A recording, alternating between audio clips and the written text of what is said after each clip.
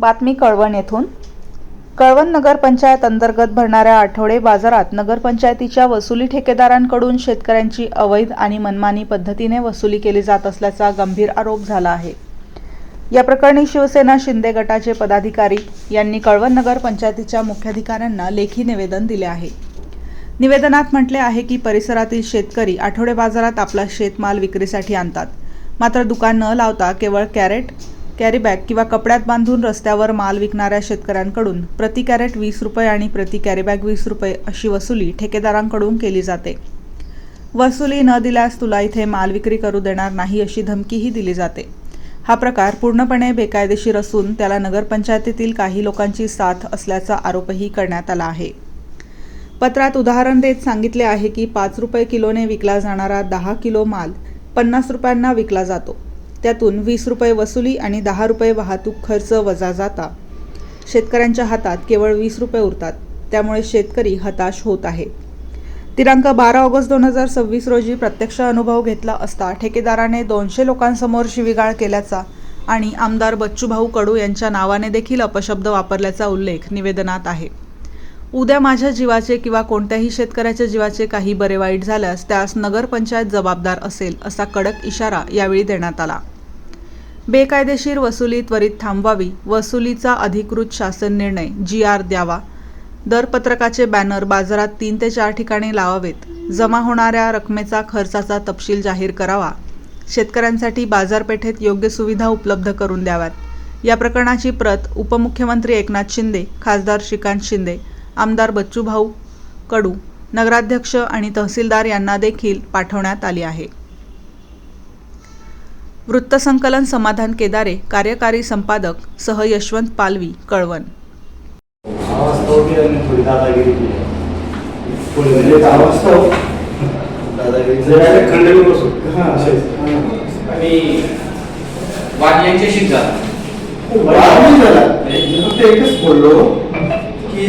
हे चुकीचं आहे।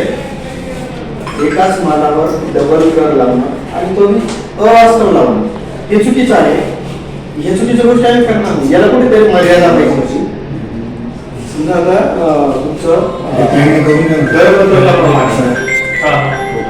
एका पाटीला 25 रुपये लागतात दरपट, ती केव्हा तो दुकान लावून लाईन मध्ये बसेल तर त्याच्याकडनं 25 रुपये वसूल केले जातात, केले पाहिजे। नगरपंचायत दर आहे ते मान्य नाही, परंतु एक रिक्षा आहे 3 फूट लांबीचं किंवा मोटरसायकल आणि त्याच्यावर भेंडी, वांग किंवा गवार काहीतरी 4-5 कॅरेट घेऊन आणतो गॅरी लावून, त्याच्या पद्धतीने काय करायचं 10 कॅरेटचे 200 रुपये कुठल्या पद्धतीने आकारला जातो तो जागा 10 मिनिटं येऊन कमी दराने तिथे विकून जातो, कारण त्याला थोडा वेळ तो शेवपर्यंत घेतात नाही तो विकून टाकतो आणि मग त्याचा पाणी एका गाडीचे 20 रुपये सरांना। मग दुकान आहे 10 किलो पोहोचचे 20 रुपये हा ना। तुमचं जे 5 दुकान आहे 5 लावून त्याला किंमत तुमची 5 बाय 10 जागा राहते, त्याला तुमच्या दरपत्रकाप्रमाणे 60 रुपये चार्जेस आहे। आजच्या नियमानुसार काय तुमचं असेल त्या पद्धतीने GR असा 60 रुपये तो सकाळी 7 पासून तर संध्याकाळी 7 का 8 का 9 पर्यंत 8 संपेपर्यंत तो बसतो, 60 रुपये तो बसतो। मग शेतकऱ्यालाच का 100 रुपये एवढं 15 मिनिटासाठी फक्त नगरपंचायतचे एरिया समोरची बिल्डिंग आहे 1000 स्क्वेअर फूटची तुमची बिल्डिंग आहे, पाणीपट्टी, बिलपट्टी, लाईट बिल सोडा, परंतु त्या बिल्डिंगचं एका महिन्याचं साधारण 1000 रुपये होईल। तुमचं किती कर आकारला जातो? लाईट बिल आणि पाणीपट्टी सोडून फक्त जागेचा कर तुमचा किती आकारला जातो? तुमच्या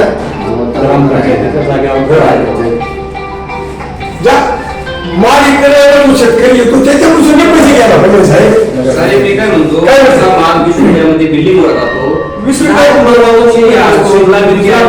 20 रुपये व्यापार पैसे भरतात, तो त्याला घेऊन निघून जातो। आमचा आणण्याचा खर्च वेगळा आहे आणि पैसे त्या मालाचे पैसे घेऊन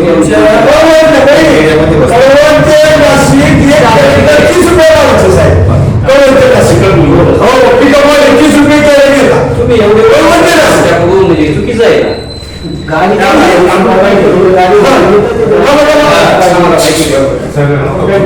तुमचे जे मुद्दे आहेत ना सगळे सांगितले तुम्ही थोडंसं यांना आपण एक दिवशी बोलून घेऊ अध्यक्षांना बोलून घेऊ मग बसून चर्चा करू काय आपल्या समस्या आहेत त्या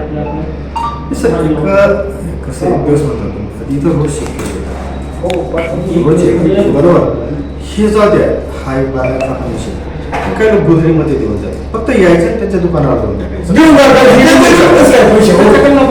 कशी काय वसुली कशी काय काय कोणती वस्तू काय कारण आणि ते म्हणतात पूर्वी जगात होती एक मिनिट. नाक्यावर घ्यायचे एक मिनिट. शासनाने रद्द केली नाही बरं का? जगात एवढी थोडी होती आम्ही 21 लाख भरले तुम्ही 21 लाख कशाला भरले आम्ही काय तुम्हाला बळजबरी केली का हा, काय सांगितलं नाही. आम्ही 21 लाख कुठून वसूल करायचे मग आता आमच्या अन्याय कुठून वसूल करायचे का उद्या तुम्ही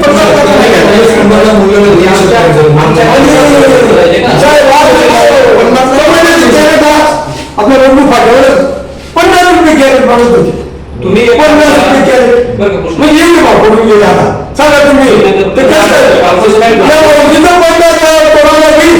या कुठल्या आणि मग ते बंद होतं, ते दिलं. मग. आम्ही काय करायचं? आता दुसरा एक विषय असा आहे. आम्हाला काय जे दिवसभर बसतात त्याच्याकडनं ₹20, ₹25, ₹60 आणि मी जर समजा 50 कॅरेट आणले तर माझ्याकडनं ₹1000 एक 15 मिनिटाचे का मी त्याच्याकडनं एवढं असं तुला काय काय शेतकऱ्यांकडनं तुम्ही एवढे पैसे घ्या आणि एवढं मोठ्या मोठ्या बिल्डिंग यांच्यावर सुद्धा एवढा करणे येईल एवढे मोठे व्यवसाय आहेत व्यवसायावर एवढा करणे येईल हा एवढा लागतात आणि दादागिरीची भाषा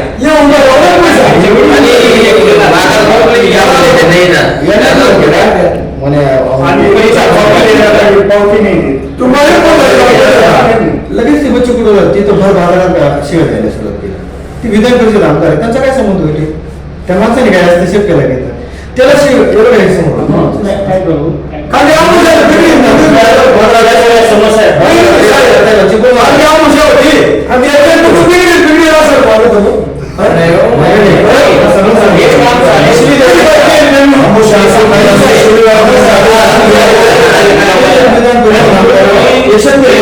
प्रतिष्ठा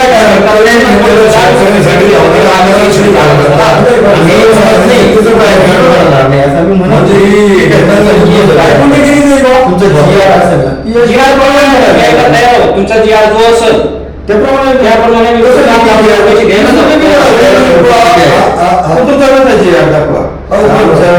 त्याच्यावर आम्हाला काय कोर्टात कुठे आम्ही ते बघू काय करायचं हा नियम काढताना कोणीतरी ठरवतं ना कुठेतरी अंधविश्वासच नाहीये कुठेतरी मग आज नियम का शेतकऱ्यावरच का विना परवानगी शिवाय मी थोडं सगळ्या व्यवसायाला विचारतो तुमचा व्यवसाय काय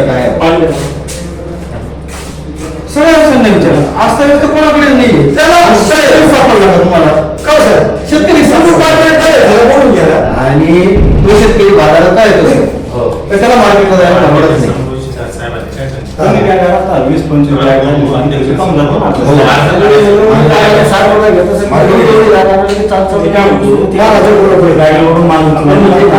अध्यक्ष असले मित्र आहेत तुम्ही समस्या मांडली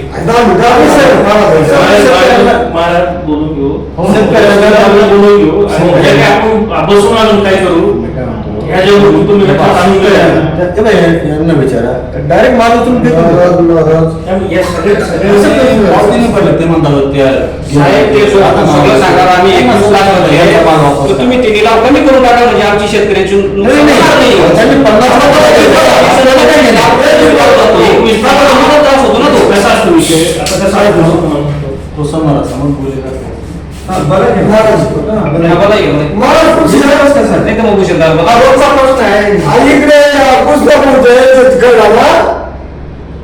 शेतकरी